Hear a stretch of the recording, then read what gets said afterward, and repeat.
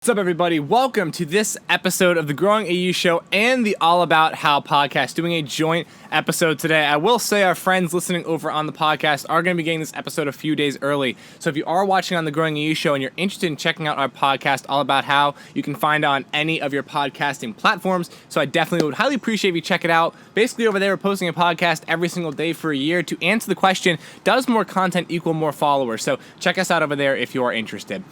Really, guys, we're focusing here today on something that I have been thinking a lot about recently because it's been affecting my life quite dramatically. And basically, what we're going to be talking about today is implementing and putting systems in place that allows your investment to be basically completely automated and really requires very little work from you whatsoever. We're going to be talking about why this is necessary, why it's necessary also that you set up those automation systems in like the good times instead of waiting for those moments when you need to have everything automated. So we're going to be talking about the advantages of both things today and how setting up those automated systems are really going to help you as an investor. So let's roll the intro and jump on into it.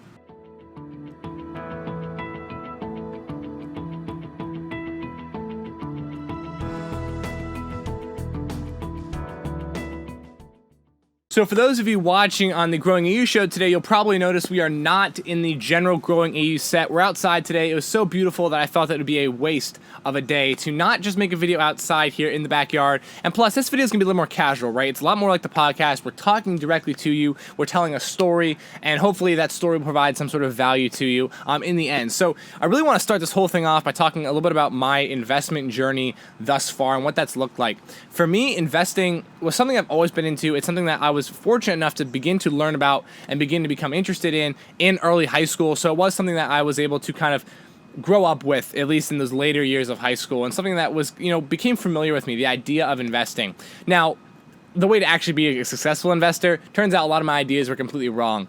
But what happened was, as soon as the kind of coronavirus-related issues that affected the market began to happen, that's when I really started to begin to invest pretty seriously. I had some money in over the previous years, but as soon as the market dropped, I decided, I'm going to take $2,000, which was a very significant portion of my income at the time, and I'm going to be putting that into the stock market and to see what happens. And I want to say that, the results from that were actually very decent. I'm very happy with the results. I will say that probably a lot of it was based on luck. There wasn't a lot of really fundamental understanding of how successful investing works in those moments, but I will say that it did work out rather well for me in the long run. So I'm very fortunate there. That's not the case for a whole lot of people. So I'm very fortunate that it did work out for me. But basically throughout that process, I really now then wanted to begin to learn more about investing because after all my money was in the market, and I want to start learning about how that money is actually working for me. And that's what we talk about in the show.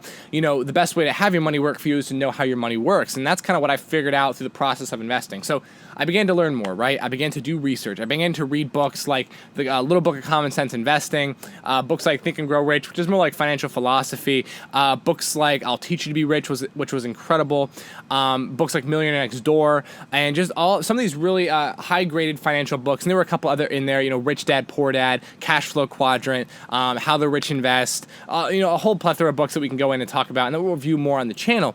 But as I began to learn more, I really started to want to share that information with people, and that's how the GrowingAU Show was formed. So that all that, that's where we are.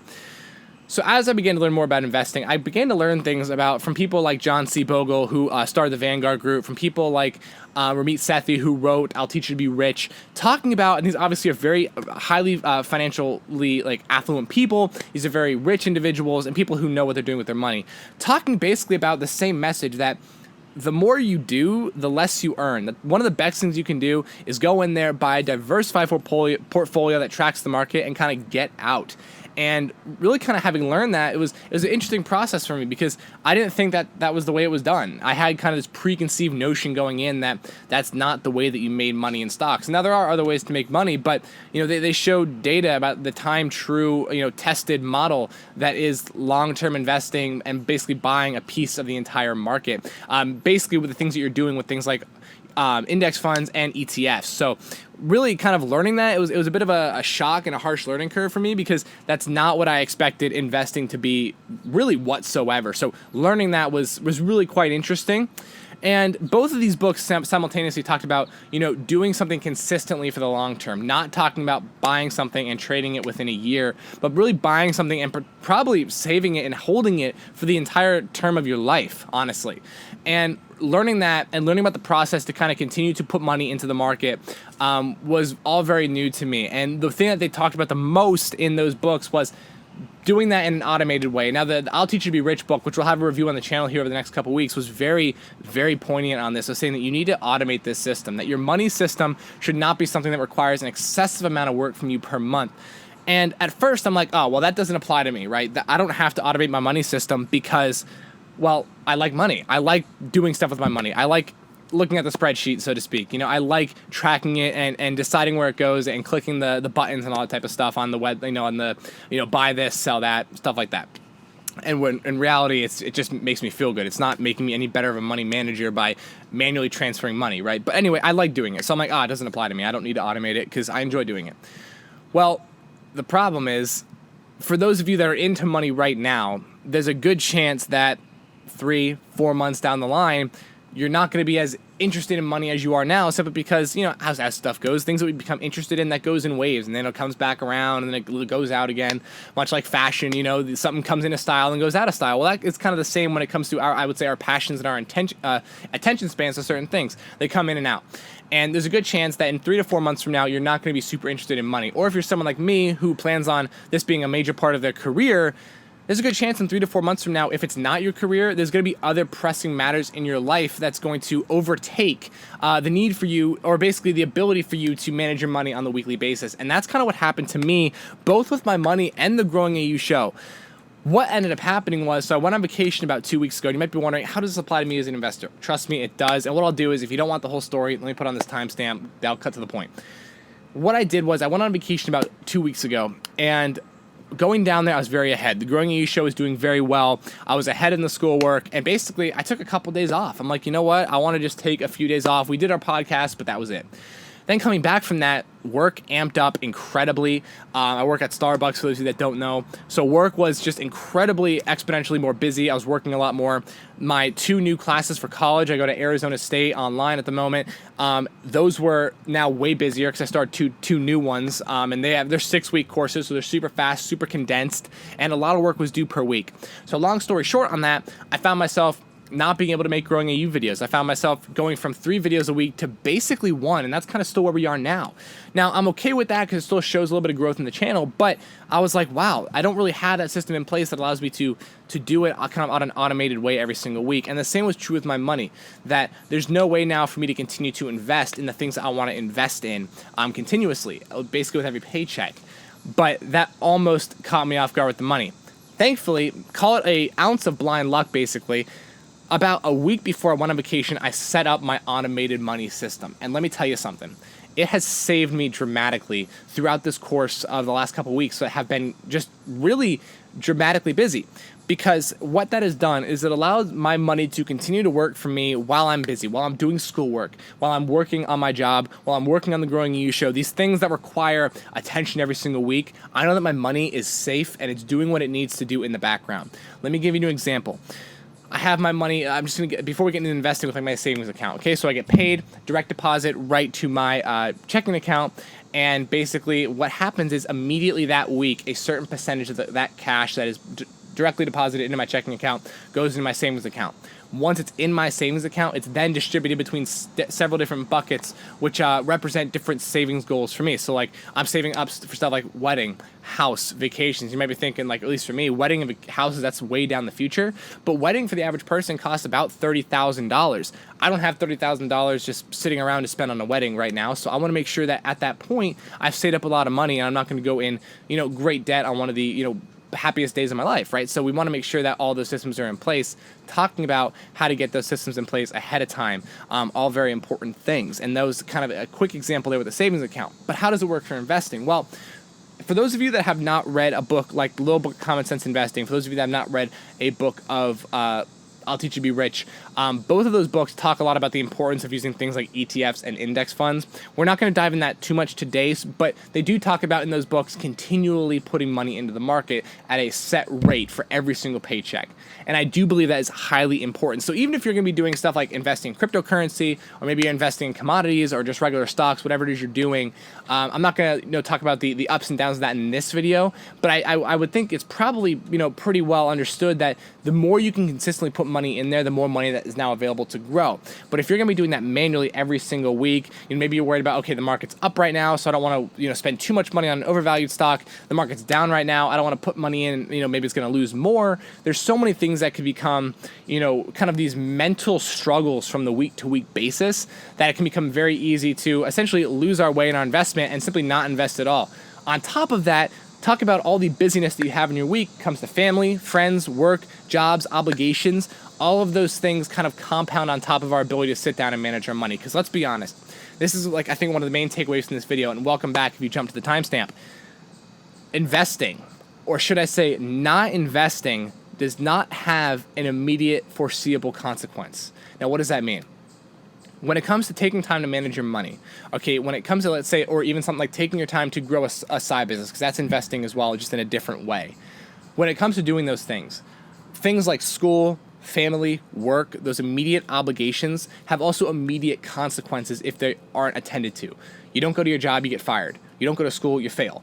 You don't go to and take care of your family, well, maybe you separate from that family, or your family's not doing well, you lose your home. All these awful things can happen. There's all these immediate foreseeable consequences to the obligations that we have in our everyday life.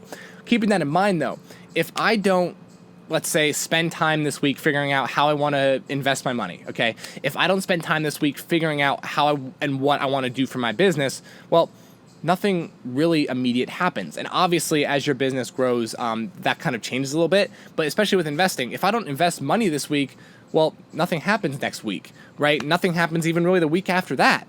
But if I don't do my schoolwork or go to work this week, well, the next 2 weeks are going to be hell, okay? So those immediate consequences to investing aren't there. So as far as our immediate survival is concerned, it's going to make sense that, oh, well, I'll put that off because that's not going to immediately affect me, but these other things are. And I need to devote the little time I do have to getting those things done. Now, jump ahead 30 years. I didn't invest a single dime. Now it's time for me to retire. I can't afford to retire, so I have to spend my retirement working at some part-time job at a place I don't want to work. Nothing wrong with working after you're retired, but if it's not something you want to do and something you're forced into doing, that's no way to spend the last, part of your life after working so hard. And that happens because you didn't take the time to invest now. And like I said, if we're so busy that we can't find that time to invest, chances are we're not going to do it, right? We're not going to do something that's hard for us to do, and we're not going to do it week by week by week by week. So automating that system becomes so highly important, because what it does is it essentially allows it to work in the background. It allows us to focus on those problems that do have immediate consequences and know that our money is still working for us behind the scenes without having to worry about it. And plus, by that point, it allows you to forget about your money, which essentially what I think is so great about that, and what that allows you to do is, if I can forget about my money, if I can forget that it's there, forget that it's being taken out of my accounts, well, all of a sudden I don't miss it. For example, let's say I have $100 that goes to my savings account every week, and let's say I have another $100 that goes over to my 401k. Well, if those are taking out of my, let's just say my payment every 2 weeks, for example, well, after a while, I'm going to forget that it's even there, because it's not like I'm seeing the before, like I'm seeing $700 minus $100, for example. I'm just seeing $600. So it's like, oh, that's what I got paid. Fine, cool. That's what we have to work with. But knowing that now I've already taken steps to my future before I've even taken that money into my own hands. I don't have to worry about taking a check to the bank and depositing it. I don't have to worry about going on my phone and transferring money over to my brokerage. I don't have to worry about going on my phone and making sure I move enough money to my savings for the rainy day funds and the $1,000 emergency funds and things like that. None of that is of any concern to me because I've already taken care of it. Now, what are some ways, if you believe me in understanding that, knowing that you're probably not going to be as interested in money 4 months from now as you are now, knowing that in 4 months from now you're probably going to be busier on other things that you have yet to even see in your life that have not yet reared their heads, knowing that those are going to be major time constraints for you in a couple of months from now, knowing that things are going to happen that are going to prevent you from actively managing your money day in to day out. What are the steps that you really are going to allow you to manage your money effectively? Well, first thing is this. I'm going to assume that you have some sort of steady stream of income coming in. That's kind of what we're referring to here. This can, these same type of money principles can work, but I think for most of us, this is going to be kind of working from some sort of job. So first of all, if you have the job where that 401k option is available, that's the first thing you need to do. The reason that's going to work so well is you get to invest that pre-tax money, and also you're probably going to have some sort of employer match on your 401k. So if your employer is going to match, let's just say 5% of what you put in on your 401k, all of a sudden you're saving 10% for retirement every single year. I think the professionally recommended number is like a 13.3% or something like that. But either way, 10%, you're already saving 10% to your retirement per year. Only 5% of it is actually your money. So you're only really losing, quote unquote, in the present time, 5% of your money to your future self. But I mean, I'm okay with paying my future self. I'd rather pay my future self than pay anybody else, right? So keeping that in mind, we understand that, okay, we've set up an automation system. So the first thing that happens is before that money even hits my savings account or my checking account, I know for a fact that I've already taken a step to save for my future. In fact, 10% of my money per paycheck is already being saved because I'm putting 5% in myself and taking advantage of that 5% employer match. If your employer match is more, go higher. If it's less, go less. But just go exactly right to that employer match point. What's the next thing you can do? Well, now you can actually go ahead and go a step further. And you can actually go ahead and take another, let's just say 5% of your money and have it now invested into a Roth IRA. And that can actually, in a lot of cases, happen directly from your employer. Or, if let's say that your employer uses a brokerage like Fidelity for your 401k, you can actually set it up right in Fidelity through, it's like called net benefits.